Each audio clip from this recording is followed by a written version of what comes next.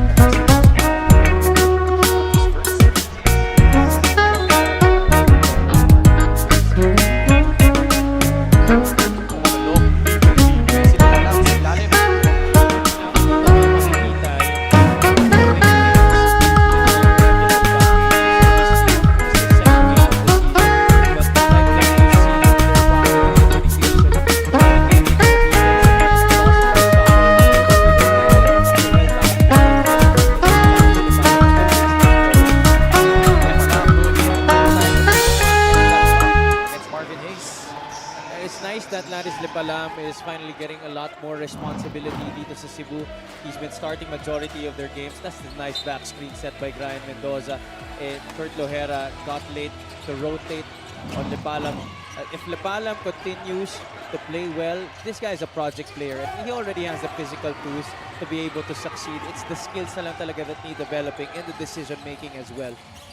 Saka laki din talaga eh, 6'9". Oh, you can't teach height. Here he is. Getting that one over the Flores. And once he develops that strength as well, and he's able to do a lot of that, he's going to be very hard to stop.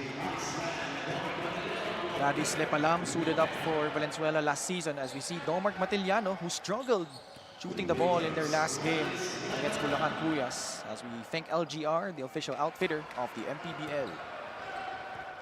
This yung unang free throw ni Mpbl. Yan lang talaga yung naging problema ngayon ng Cebu Classic. Their past two games, including especially that game against the San Juan Knights, they were atrocious from the free throw line. Could have made a lot more free throws and that game would have been over quickly in the fourth quarter. Coming in is Mark Barrera. What a strong debut game for Muntinlupa, coming off his stint with Coach Louie Gonzalez and the Jose Rizal University Heavy Bombers. That bench mob for Muntinlupa, that second unit, was very impressive against Bulacan. Matiliano will be called with an 8-second backward violation. That's quite a rare occasion for a guy like Domart Matiliano, one-on-one in the backcourt and being forced into an 8-second violation. Ang wala pa siya sa timing this season. Here he is trying to guard Paulo Hubalde. Goes right into Mark Sarangay, who started their last game. Jump ball situation, ball will go back to the side of the Cagers. And we have our first timeout of the ball game. 4 minutes and 14 seconds left. The Cebu Classic ahead by 6, 13-7.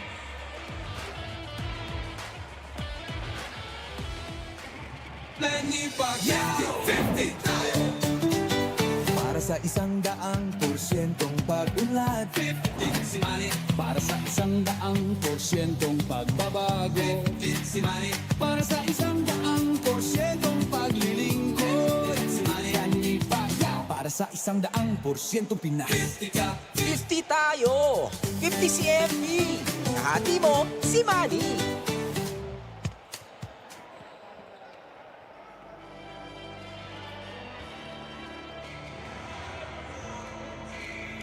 A special deal from 1xBet. Scan the QR code and claim your special offer.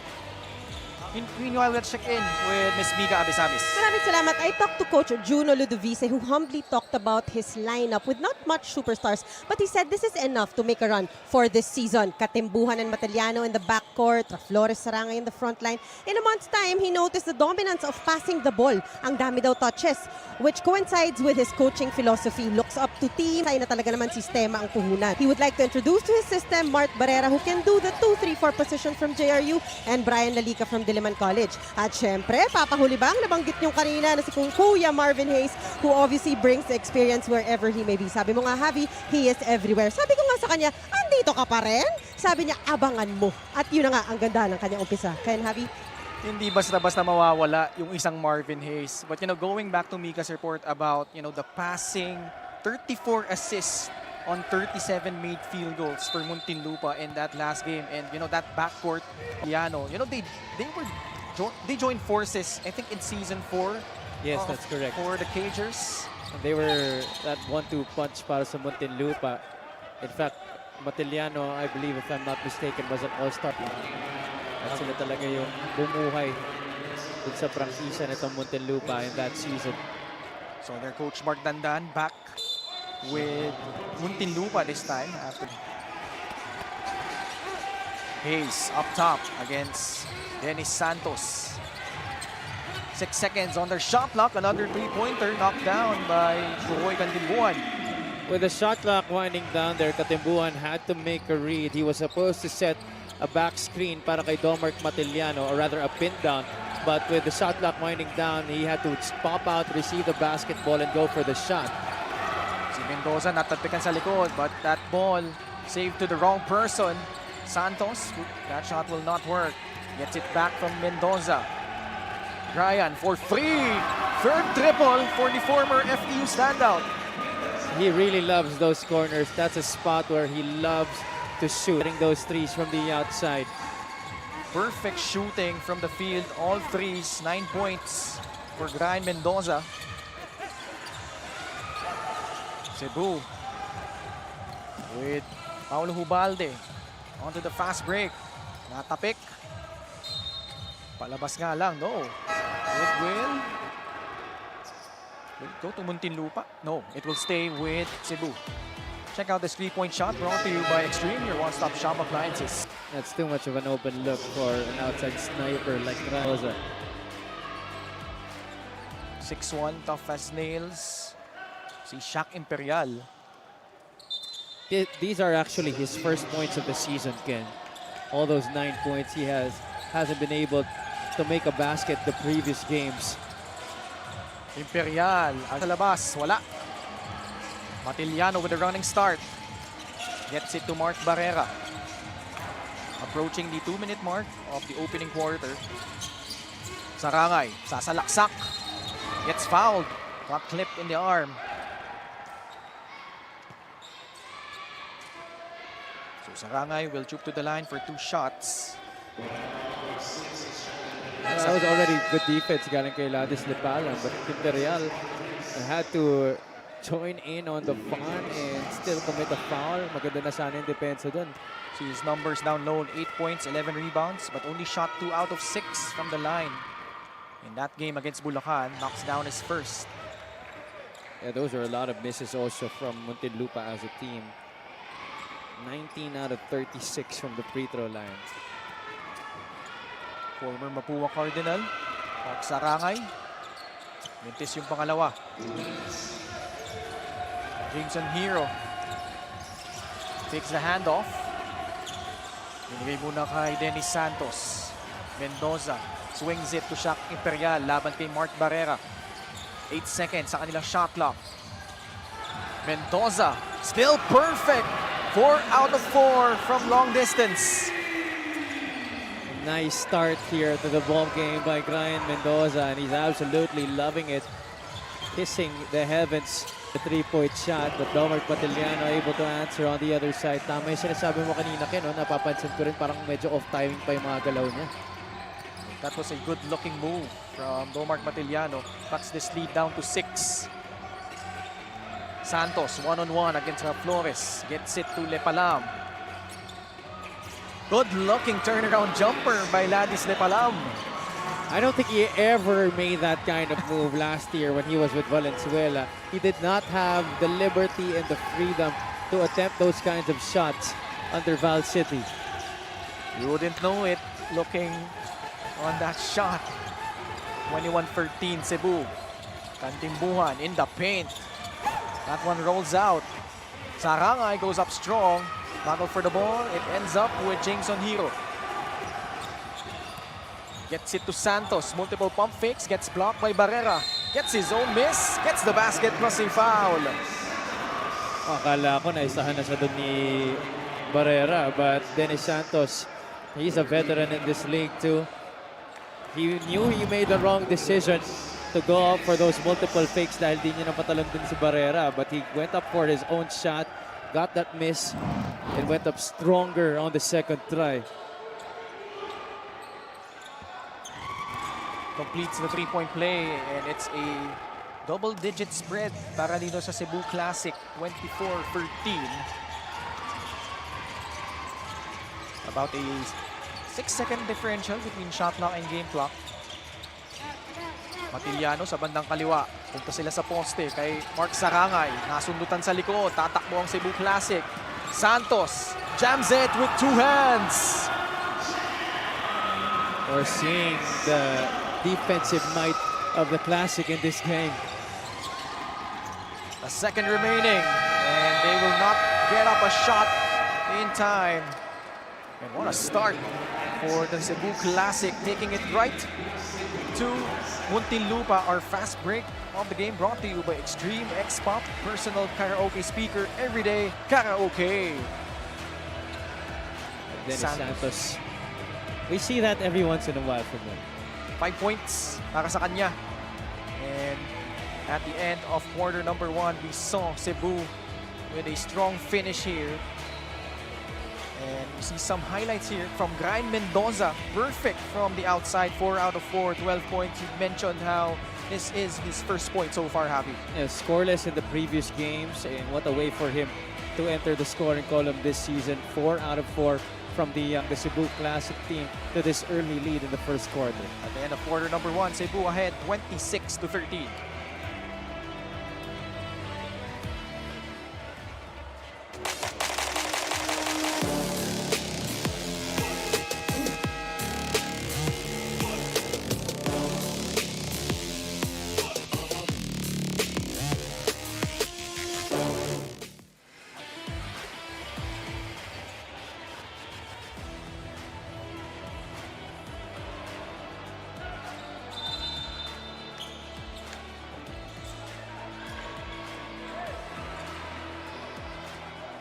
For Muntinlupa, they have to find an antidote to this red-hot shooting of Brian Mendoza so far. A stark contrast from their opening game against Bulacan. They find themselves trailing by a baker's dozen, 26-13 to begin the second quarter.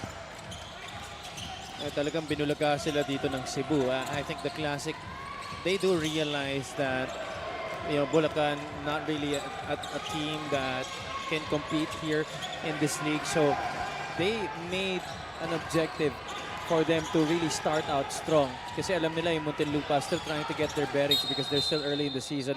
This is just their second game and they're still trying to figure out a lot of things. The Cagers just shot 5 out of 17 from the field in the opening frame, while 10 out of 18 naman itong Cebu Classic. Baseline inbound para kay Matiliano. Kasama niya dito si Jerra Flores, Barrera, and Sarangay. Flores, step back 3. Short. Running start for Mendoza. They have the numbers here. Mendoza takes it upon himself, but misses for the first time. Barrera, sidestep, medyo nadulas, but gets it in. Kind of bit of execution of the fast break on both sides, pero ang kaibahan lang, si Brian Mendoza nagmintis doon. This time, Barrera was able to get his bearings after that Euro.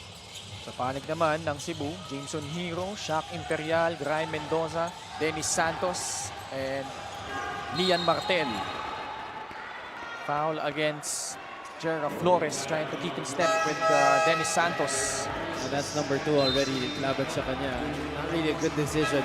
I knew that he had a good intention to try and pressure ito si Dennis Santos dahil medyo matagal na siya magdesisyon doon.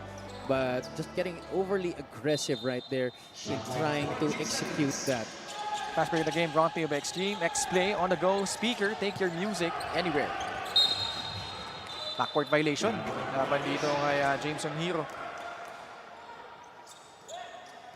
So itong masusubukan nga talaga, no, itong Muntinlupa. After that rousing debut they had against the Cuyas. Matiliano will trigger it in. Sarangay up top. 8 seconds on their shot clock. Barrera. 4 seconds remaining. The Cagers in trouble. And they will run out of clock here. Shot clock violation laban sa Muntinlupa. Mga offensive sets nila here in the first half. Not like against Bulacan, they were so fluid because Bulacan didn't really offer a lot of resistance. So now that they're facing a lot of pressure, talagang nasusubukan ng matindi itong Muntinlupa. But that time, Ramos was able to get that steal, pressuring ito si Jameson Hero. Patrick Ramos cutting this lead down to single digits, 26-17. Santos against Marge De Leon, nakakapasok lang. Jameson Hero, sablay. Battle for the ball. Napunta kay Mark Sarangay, but he got caught stepping out of bounds. Much to his chagrin, could not believe the call. You know, despite that, Ken, I'm really very pleased to see the enthusiasm that Mark Sarangay has been showing here early in the season para sa Muntinlupa. But you see here, Patrick Ramos taking advantage of that slip by Jameson Hero. You expect a veteran like Mark Sarangay, you know, to just maybe be in cruise control, especially early in the season. Pero nakikita mo sa depensa, talagang maramdaman mo yung presensya niya. Off the blitz, release pass to Dennis Santos. Libre si Imperial, pumukol sa tres. Off the mark, gets it back for Cebu. This time draws closer, gets that one-hander to go. Sort of a miscommunication, I think, between Matiliano and Marvin Hayes there. Di sila naka-agree kung sino yung kukuha doon kay Shaq Imperial after that long rebound, which Imperial was able to get after the zone miss. Matiliano will be called with an offensive foul. Marging in through Paulo Hualde. After all these years, Paulo Hualde is still very good at throwing those charges. Wily veteran, getting one against Romark, the Iceman. It's one thing to sell the call, but it's one thing to really be in there and prove that it is an offensive foul. Naramdaman niya at nakita niya that the shoulder was being lowered. And every time, almost every time that shoulder is lowered, that's going to be an offensive foul. Straightaway jumper by Imperial, no good. Tatakbo dito ang Muntinlupa. Lohera, change of pace. Oh, great last second dish. Papunta kay Mark Barrera, basket and one. Little drive and draw there para sa Muntinlupa. Cagers initiated by the drive of Kurt Lohera. Little hesitation to get by Tampos. And then sees ito si Barrera, who Coach Gino Ludovice has been raving about because of his versatility to play multiple positions. He brings so much to the table. We saw that last game against Bulacan. 18 points, 4 rebounds. Saman mo dyan, 3 assists and 2 steals all-around game para kay Mark James Barrera. And he has helped the Muntinlupa Cagers cut this deficit. It's down to 8, 28-20.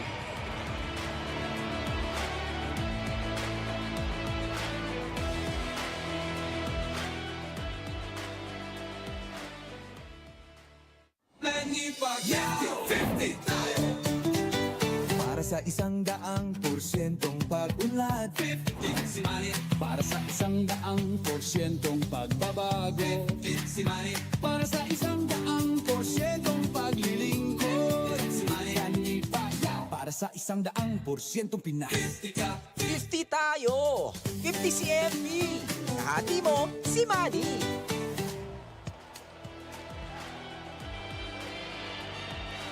We have a special deal from 1xBet. Scan the QR code and claim your special offer.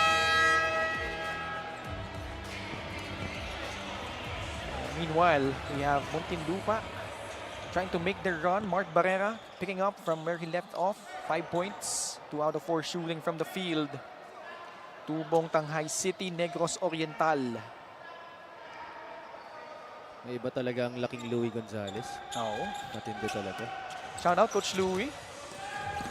His team also doing quite well despite the struggles for Ilagan City. They were able to bounce back with a victory yesterday. Was it yesterday or 2 days ago? Yes, 2 days ago. Yep.